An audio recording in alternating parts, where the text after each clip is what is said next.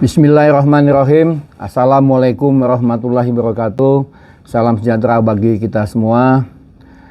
Adik-adik calon PPAT yang saya hormati, pada kesempatan ini saya akan berbagi ilmu, membagikan kisi-kisi persiapan ujian PPAT. Nah, yang paling penting adalah di dalam persiapan ini, di samping adik-adik belajar, yang pertama adalah mempersiapkan kesehatan, ya. Jadi jangan sampai nanti kurang tidur dan juga jangan stres. Jangan lupa juga beribadah, berdoa dengan pada waktu ujian nanti kita diharapkan bisa mengerjakan dengan tenang, dengan penuh keyakinan, ya. Nah, di samping itu ya memang yang paling penting adalah belajar. Nah, maka itu saya akan mencoba memberikan kisi-kisi, ya, pedoman. Yang pertama adalah materi ujian. Jadi mungkin semua sudah tahu materi ujian ini ada 7 ya, kurang lebih. Mudah-mudahan tidak ada perubahan. Yang pertama, hukum pertanahan nasional. Yang kedua, hak tanah dan pendaftaran tanah. Yang ketiga, peraturan jabatan PPAT. Keempat, pembinaan dan pengawasan PPAT. Yang kelima, teknik pembuatan akta TPA dan jenis akta-akta PPAT. Yang keenam, organisasi Kementerian ATR, BPN RI. Dan yang ketujuh, kode etik PPAT. Nah, saya akan mencoba menjelaskan kisi-kisi yang pertama, yaitu hukum pertanahan nasional. Nah, kira-kira apa saja yang perlu dipelajari? Jadi kita kalau melihat bahan mungkin terlalu banyak ya. Nah, kita lebih simpelkan. Pertama, ini pedoman Undang-Undang Dasar sebagai dasar kita mungkin perlu diketahui ya. Terutama terkait dengan pembukaan Undang-Undang Dasar 45 tentang kesejahteraan sosial. Nah, nanti dilanjutkan dengan Pasal 33 ayat 3 terkait dengan bumi dan air dan kekayaan alam yang terkandung di dalamnya dikuasai oleh negara dan dipergunakan untuk sebesar-besarnya kemakmuran rakyat. Di samping itu pelajarin juga terkait dengan UUPA. Nah, UUPA ini merupakan kitab pokok ya. Jadi ini pokok sekali yang harus adik-adik tahu, mungkin dari S1 sudah belajar ya. Nah, paling tidak yang terkait dengan ke-PPAT-an, pertanahan, hak atas tanah dan lain-lain. Nah, selanjutnya ada undang-undang yang baru yang terkait dengan pertanahan juga harus tahu, yaitu Undang-Undang Cipta Kerja. Itu Undang-Undang nomor 11 tahun 2020. Nah, ini juga harus tahu. Nah, di sini juga saya akan mencoba ya melampirkan slide terkait dengan apa yang dijelaskan tadi, paling tidak supaya tahu. Nah, slide ini kita akan tampilkan. Pertama, apa saja sih turunan dari UUPA, Undang-Undang 5 tahun 60. Nah, di sana ada PP 24 tahun 1997. Selanjutnya turunannya Peraturan Menteri ATR, Kepala BPN nomor 3 tahun 1997. Ada Peraturan Kepala BPN nomor 8 tahun 2012. Sudah itu Peraturan Menteri ATR, Kepala BPN nomor 7 tahun 2019. Nah, mungkin di dalam peraturan ini ada yang sudah dicabut, ya, tapi nggak apa-apa, paling tidak tahu. Nah, sementara di dalam Undang-Undang Cipta Kerja, Undang-Undang nomor 11 tahun 2020, di sana ada yang namanya PP, Peraturan Pemerintah nomor 18 tahun 2021. Turunannya Peraturan Menteri ATR Kepala BPN nomor 16 tahun 2021. Selanjutnya Peraturan Menteri ATR Kepala BPN nomor 18 tahun 2021. Nah, ini semua tolong paling tidak di samping tahu tentang undang-undang, juga peraturan pemerintahnya, termasuk juga peraturan Menteri ATR, itu peraturan yang lainnya, paling tidak juga diketahui tentang isi-isinya. Sebab sebagian besar, mungkin seluruhnya, nanti soal-soal itu checkpoint Jadi sangat enak ya. Jadi kalau kita sudah pernah membaca, sudah tahu, insya Allah mudah-mudahan masih ingat. Nah, yang kedua terkait dengan hak tanah dan pendaftaran tanah ya. Nah, di sini sama. Jadi masih ada hak tanah itu, pendaftaran tanah diatur di dalam UU PA. Juga Undang-Undang 11 tahun 2020 tentang Cipta Kerja itu banyak diatur di sana. Nanti kita akan bahas, pelajari. Selanjutnya PP nomor 18 tahun 2021 tentang hak pengelolaan, hak atas tanah, satuan rumah susun dan pendaftaran tanah. Nah, ini yang paling baru ya, masih GRES. Jadi tolong lebih dipelajari lagi ya. Mungkin itu turunannya nanti dari Undang-Undang Cipta Kerja. Ada juga Peraturan Menteri ATR Kepala BPN nomor 16 tahun 2021 tentang pendaftaran tanah. Nah, juga Peraturan Menteri ATR Kepala BPN nomor 16 tahun 2021 ini merupakan Peraturan Menteri Agraria dan Tata Ruang Kepala BPN ya, tentang perubahan ketiga atas Peraturan Menteri Agraria Kepala BPN nomor 3 tahun 1997 tentang ketentuan pelaksanaan peraturan pemerintah nomor 24 tahun 1997 tentang pendaftaran tanah. Nah, ada juga terkait dengan Peraturan Menteri ATR Kepala BPN nomor 18 tahun 2021, karena ini merupakan hal baru. Nah, makanya juga akan kita tampilkan slide ya terkait dengan HPL, hak pengelolaan, hak atas tanah yang lainnya. Nah, di dalam Permen ATR 19 tahun 2020 juga diatur tentang layanan informasi pertanahan secara elektronik. Jadi sekarang sebagian pendaftaran sudah menggunakan elektronik. Jadi dasar hukumnya juga harus tahu. Diatur di dalam Permen ATR nomor 19 tahun 2020. Nah, di sini saya lampirkan ya. Jadi ada lampiran yang pertama terkait dengan PP 18 tahun 2021 tentang hak pengelolaan, hak atas tanah, hak satuan rumah susun dan pendaftaran tanah. Nah, di sini lampiran yang keduanya, halaman kedua, saya tampilkan juga apa saja isi dari hak pengelolaan, hak atas tanah, satuan rumah susun dan pendaftaran tanah. Nah, di sini banyak ya. Jadi bisa dibaca terkait dengan ketentuan umum, ruang lingkup, hak pengelolaan, HGU, HGB, hak pakai atas tanah, satuan rumah susun, ya, juga hak tanah atau hak pengelolaan pada ruang atas tanah dan ruang di bawah tanah. Terkait dengan pendaftaran tanah, ketentuan lain, ketentuan peralihan, dan ketentuan penutup. Nah, paling tidak ini dibaca dan betul-betul dipahami. Sehingga nanti kalau ada soal-soal yang terkait dengan ini, paling tidak sudah tahu ya. Nah, sudah itu ada juga lampiran ya, lampiran terkait dengan Permen ATR nomor 19 tahun 2020 tentang layanan informasi ya secara elektronik. Nah, di sini agar dibaca ya. Jadi seperti apa? Nah, juga ada lampiran yang selanjutnya terkait dengan aplikasi layanan informasi pertanahan. Nah, jadi di sini dijelaskan layanan informasi pertanahan elektronik melalui sistem elektronik. Nah, ini diatur di dalam pasal 2 Permen ATR nomor 19 tahun 2020. Nah, juga ada lampiran yang ketiga terkait dengan sistem elektronik ya. Nah, apa sistem elektronik? Nah, jadi ini bisa saudara baca di sini. Jadi sistem elektronik adalah serangkaian perangkat dan prosedur elektronik yang berfungsi mempersiapkan, mengumpulkan, mengolah, menganalisis, menyimpan, menampilkan, mengumumkan, mengirimkan, dan atau menyebarkan informasi elektronik. Nah, ini diatur di dalam pasal 1 Undang-Undang 11 tahun 2008 terkait dengan ITE. Nah, ini undang-undang yang sudah terkenal ya.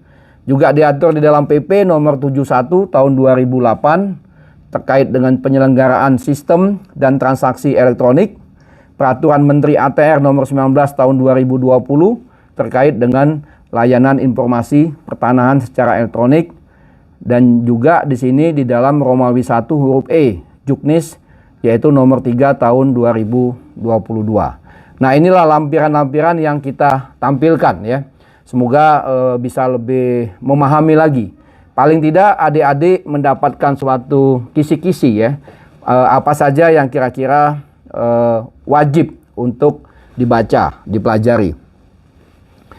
Selanjutnya yang ketiga terkait dengan peraturan jabatan PPAT. Nah, peraturan jabatan PPAT ini sekarang ini diatur di dalam peraturan pemerintah nomor 24 tahun 2016 tentang perubahan PP nomor 37 tahun 1998 ya. Nah, di sini juga tentang peraturan jabatan pejabat pembuat akte tanah. Nah, di dalam turunannya, jadi di dalam PP ini ada turunannya namanya peraturan menteri. Jadi peraturan menteri ATR kepala BPN nomor 10 tahun 2017. Nah, tentang tata cara ujian yang saat ini dilakukan dasarnya ini. Magang, pengangkatan, dan perpanjangan masa jabatan PPAT. Nah, jadi jangan sampai lupa ya.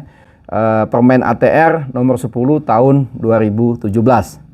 Selanjutnya ada peraturan Menteri Agraria dan Tata Ruang Kepala BPN nomor 2 tahun 2018 tentang pembinaan dan pengawasan pejabat pembuat akte tanah.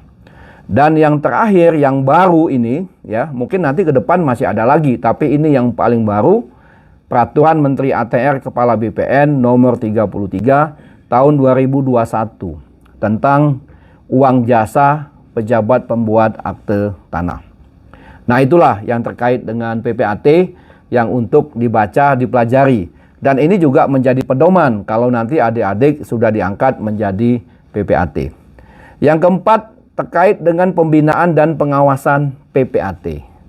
Jadi nanti kalau kita sudah menjadi PPAT, kita akan ada lembaga pembinaan dan pengawasan PPAT.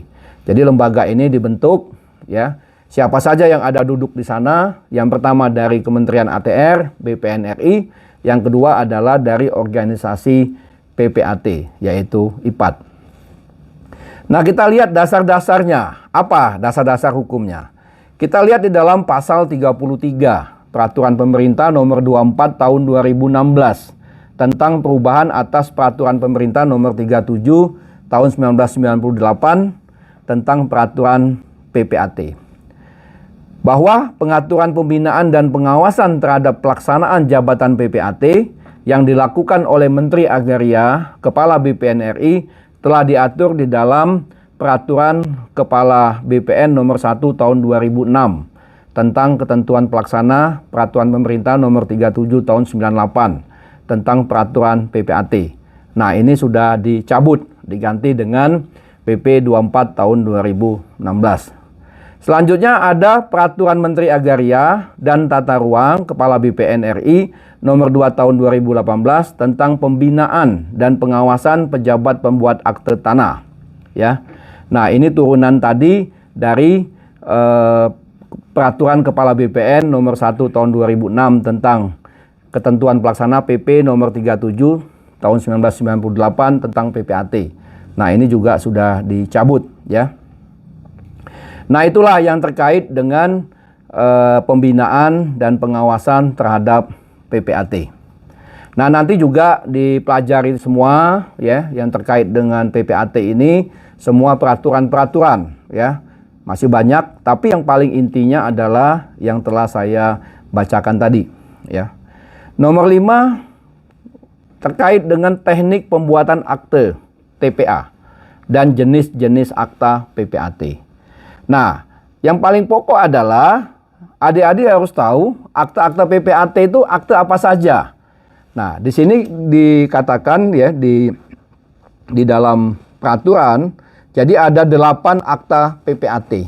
Jadi jangan sampai nanti lupa ya, ada 8. Yang pertama akte jual beli, yang kedua akte tukar menukar, yang ketiga akte hibah, yang keempat akte pemasukan ke dalam perusahaan, yang kelima akta pemberian hak tanggungan, yang keenam akte pemberian hak guna bangunan atas tanah hak milik, yang ketujuh akte pemberian hak pakai atas tanah hak milik, Yang kedelapan adalah akte pemberian hak guna bangunan atas tanah hak milik, ya.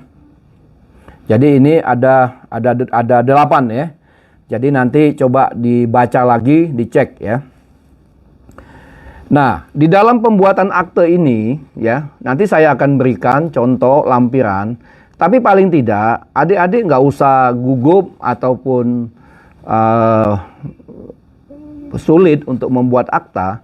Sebenarnya di dalam membuat akta itu, ya, sangat simpel, ya. Yang pertama adalah bagian-bagiannya. Ada yang namanya awal akta, ada yang namanya isi akta, dan ada yang namanya akhir akta. Nah, jangan lupa di dalam awal akta ini, jadi kita lihat, ya, di lampirannya, jadi biar lebih jelas, ya. Nah, di sini di dalam awal akta di lampiran 1 ini, di sini ada KOP, ya. Di depan tuh ada KOP pejabat pembuat akte tanah, PPAT. Nah, di sini disebutkan daerah kerja. Daerah kerja di mana? Jadi umpamanya saya, Safran, ya, daerah kerja di Jakarta Selatan. Jadi daerah kerja PPAT itu apakah tingkat 2, provinsi kabupaten kota madya, atau wilayah kantor pertanahan. Nah, jadi daerah kerja PPAT itu adalah kantor pertanahan. Contoh umpamanya di Surabaya, kota madya Surabaya, itu kantor pertanahannya ada 2. Nah, berarti masing-masing PPAT di sana berdasarkan wilayah kantor pertanahan. Nah, setelah kita memasukkan daerah kerja, alamat, ya, nomor pertama daerah kerja, SK. Jadi jangan lupa ditampilkan SK. SK diangkat sebagai PPAT, alamat kantor. Nah, setelah itu ditutup, ini KOP namanya, KOP di dalam akte. Baru nanti judul akta. Nah, judul akta ini umpamanya akta jual beli. Di sini ada nomor. Nomor PPAT itu, ya, dari bulan Januari tanggal 1 atau tanggal 2, ya, tanggal 1 kan merah biasanya. Tanggal 2 Januari sampai dengan akhir Desember. Jadi 1 tahun. Jadi nomor sama tahun. Jadi langsung begitu saja. Nah, setelah itu lembar berikutnya di dalam awal akte ini menyatakan pada hari ini, ya, tanggal teken, tanggal berapa, bulan berapa, tahun berapa.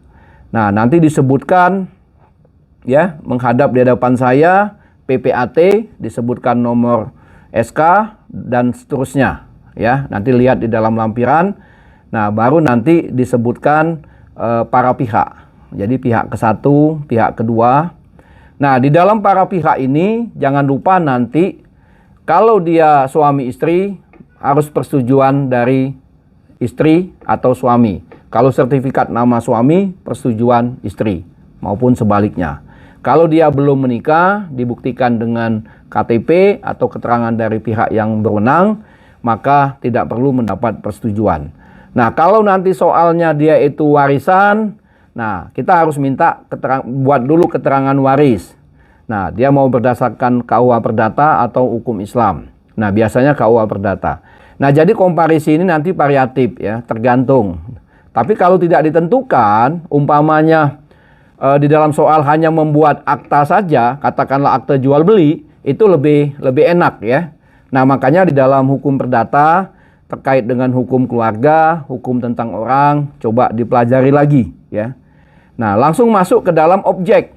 Jadi objek ini disebutkan semua sesuai dengan sertifikat, ya.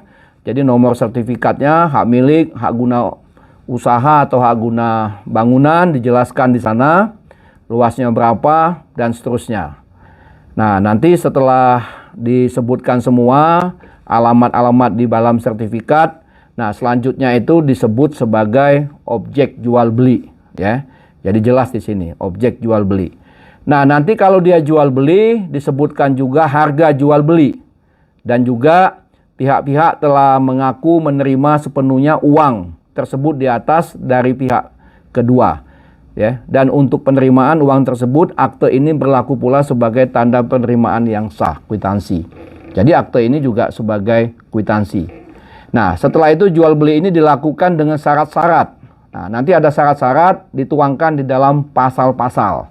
Nah, biasanya pasal itu jadi lebih menguraikan pasal 1, mulai hari ini objek jual beli yang diuraikan dalam akte ini telah menjadi milik pihak kedua. Jadi sudah beralih.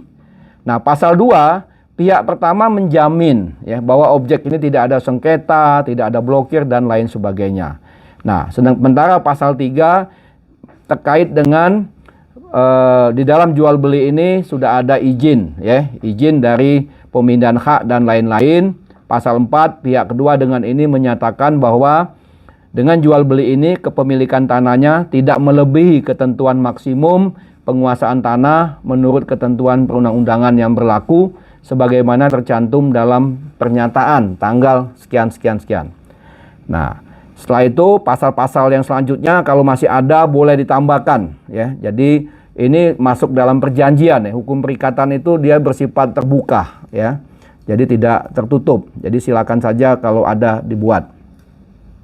Nah, setelah itu masuk ke dalam akhir akta. Jadi akhir akta itu menyatakan akhirnya hadir juga di depan saya dengan dihadiri oleh saksi-saksi yang sama dan disebutkan dalam akhir akta ini. Jadi disebutkan nanti saksi-saksinya semua pihak.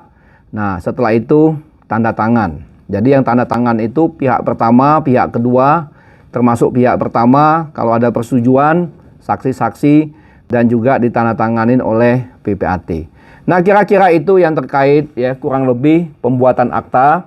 Jadi paling tidak kerangka-kerangkanya sudah tahu ya. Jadi jangan sampai nanti dalam buat akta kerangkanya aja nggak tahu, nanti dibuat. Tapi bagi adik-adik yang sudah bekerja di kantor PPAT, ini sudah makanan sehari-hari ya, sudah sangat gampang. Nah, yang keenam ya, materinya adalah terkait dengan organisasi kelembagaan Kementerian ATR BPN RI. Nah, ini saudara harus tahu. Pertama terkait dengan Perpres ya, Peraturan Presiden nomor 47 tahun 2020 tentang Kementerian ATR. Selanjutnya Perpres nomor 48 tahun 2020 tentang BPN. Selanjutnya Peraturan Menteri ATR nomor 16 tahun 2020 tentang organisasi dan tata kerja Kementerian ATR. Selanjutnya Permen ATR nomor 17 tahun 2020 terkait dengan organisasi dan tata kerja kantor wilayah BPN dan kantor pertanahan. Nah, di sini ada dilampirkan slide ya. Saya lampirkan lagi slide. Yang pertama terkait dengan organisasi Kementerian ATR BPN RI. Nah, ini nanti dibaca ya. Ini banyak sekali peraturan-peraturannya. Seperti yang saya bacakan di atas, tapi ini lebih detail lagi. Nah, di samping itu ada lampiran yang kedua terkait dengan bagan.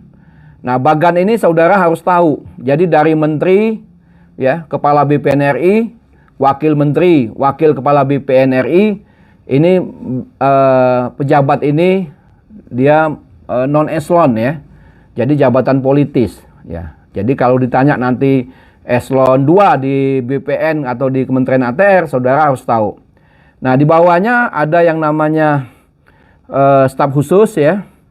Nah, selanjutnya yang eselon ini masuk kepada Inspektorat Jenderal sama Sekretariat Jenderal. Ini eselon 1 ya. Selanjutnya ada lagi yang di bawah menteri, yaitu masuk ke Direktorat Jenderal, Dirjen.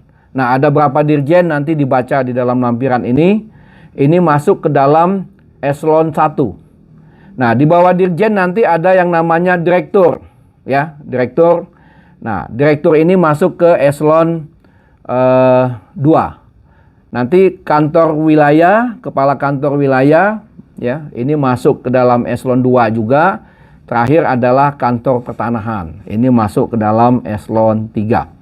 Nah, jadi biar tahu ya. Jadi skemanya di dalam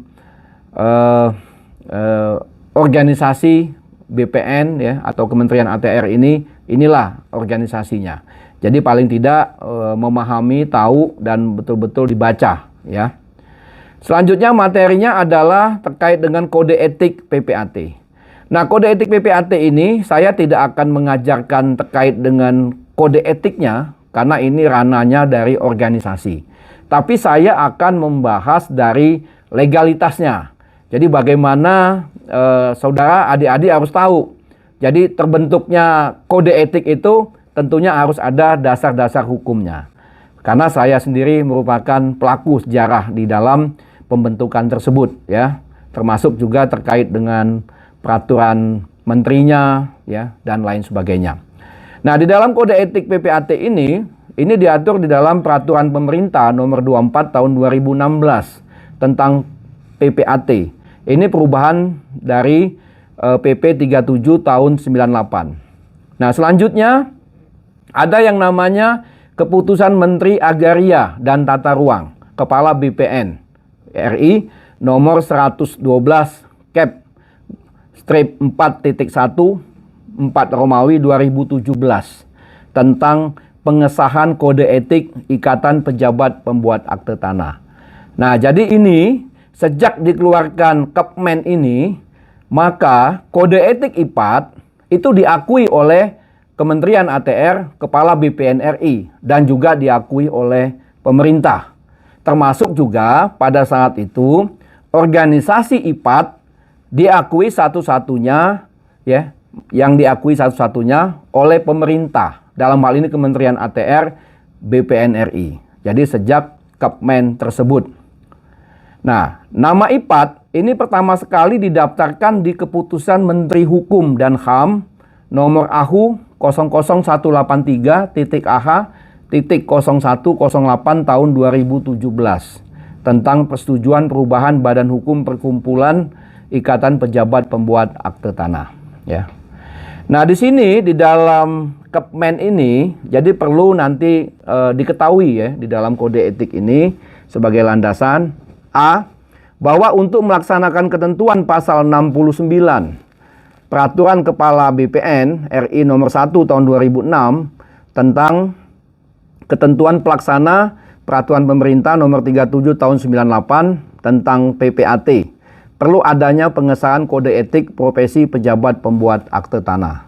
B, bahwa berdasarkan hasil Kongres keempat, ya, tahun 2007 di Surabaya telah disetujui kode etik Ikatan Pejabat Pembuat Akte Tanah. Jadi ini menjadi dasar, ya. C, bahwa berdasarkan permohonan dari pengurus pusat Ikatan Pejabat Pembuat Akte Tanah nomor 12 PP IPAT garing 1 Romawi 2017. Ini PP IPAT periode tahun 2015-2018. Jadi tanggal 18 Januari 2017 tentang permohonan pengesahan kode etik IPAT sebagaimana dalam huruf B. D, bahwa berdasarkan pertimbangan sebagaimana dimaksud dalam huruf A, B, dan C, perlu menetapkan keputusan Menteri Agraria Kepala BPN RI tentang pengesahan kode etik IPAT. Nah, di sini juga memperhatikan Undang-Undang UU-PA PP 3798 yang sudah diganti dengan PP 24 tahun 2016, ya. Juga terkait dengan Peraturan Kepala BPN 1/2006 yang diganti dengan tentang pelaksanaan Peraturan Pemerintah nomor 37 tahun 1998 tentang PPAT, juga memperhatikan peraturan dari Kepala BPN nomor 23 tahun 2009, ya, perubahan atas Peraturan Kepala BPN nomor 1 tahun 2006 tentang pelaksana dari PP 3798 tentang PPAT. Nah, maka itu untuk menetapkan keputusan Menteri Agraria dan Tata Ruang Kepala BPN RI tentang pengesahan kode etik IPAT, ya. Jadi kode etik IPAT yang telah disusun berdasarkan anggaran dasar dan anggaran rumah tangga organisasi IPAT, ya, berlaku secara nasional untuk ditaati semua anggota organisasi Ikatan Pejabat Pembuat Akte Tanah IPAT sebagaimana tercantum dalam lampiran keputusan ini. Yang kedua, kode etik Ikatan Pejabat Pembuat Akte Tanah sebagaimana dimaksud pada diktum ke-1 disahkan oleh Menteri Agraria dan Tata Ruang Kepala BPN RI sebagai pedoman bersama organisasi IPAT dalam rangka menetapkan sanksi terhadap anggota organisasi IPAT yang melakukan pelanggaran terhadap kewajiban dan larangan sesuai ketentuan dalam kode etik. Yang ketiga, penetapan sanksi oleh organisasi IPAT sebagaimana dimaksud dalam diktum kedua dapat ditindaklanjuti oleh Kementerian Agraria dan Tata Ruang untuk menetapkan sanksi terhadap PPAT yang bersangkutan berdasarkan rekomendasi dari organisasi IPAT dan dilaksanakan sesuai dengan ketentuan peraturan perundang-undangan.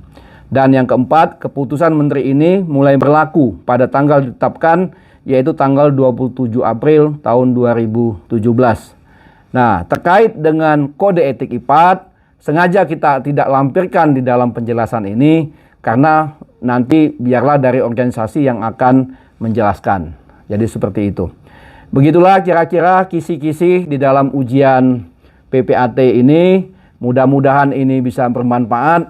Jadi saya bagikan secara gratis dan ini dapat di-share kepada teman-teman yang lainnya. Sekian, terima kasih. Wassalamualaikum warahmatullahi wabarakatuh. Tetap semangat.